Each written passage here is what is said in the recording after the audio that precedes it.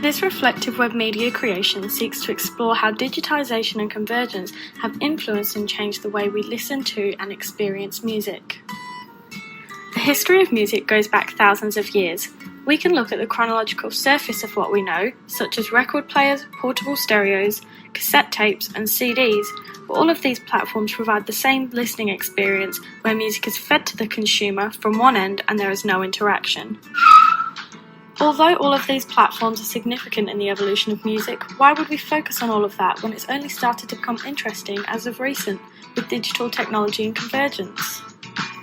The digital age has transformed music significantly. The ability to listen to and share music is something we now take for granted, but would not have been possible if music were never changed into a compressed, digital and more portable format such as an MP3 file. The mechanics behind MP3 files stem from making the file as small as possible so that storage becomes simpler. MP3s start by deconstructing the song into frames that only last a fragment of a second. They also work by cutting out frequencies that can't be heard by the human ear, or ones that can be easily replaced and made up in our brains. This helps to cut down the amount of data in the MP3 file, meaning they are easier to transport and that more files can be stored together on one platform. The digitisation of music is all possible due to these MP3 file types, but there was still one problem. Music, no matter how portable or small the file size, still had to be listened to on a separate device, usually an MP3 player or an iPod. Convergence technology is responsible for the portable nature of music, where you can now listen to anything, anywhere and at any time. Where before music had to be listened to on a separate device, a smartphone will now suffice in storing and playing not just the songs you have on a CD, but any song in the world.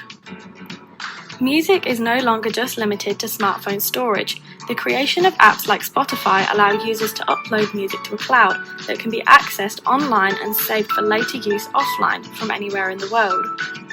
Convergence technology hasn't just affected the physical hardware that we store music on, but also the application software in which we interact with music. Spotify may be an app in its own right, but in-app partnering with Shazam has really shown the way in which convergence has already played its part on hardware and has moved on to software. Software convergence between Spotify and Shazam allows users to discover music by scanning the sound around us in one app and saving it for later use in another app. The digitisation and convergence of music has changed our listening experience to something more streamlined and interactive. Thanks to digitisation, we are now part of the music industry instead of it being something fed to us, while convergence has made listening to music an easy and more accessible pastime. Who knows where it will take us next?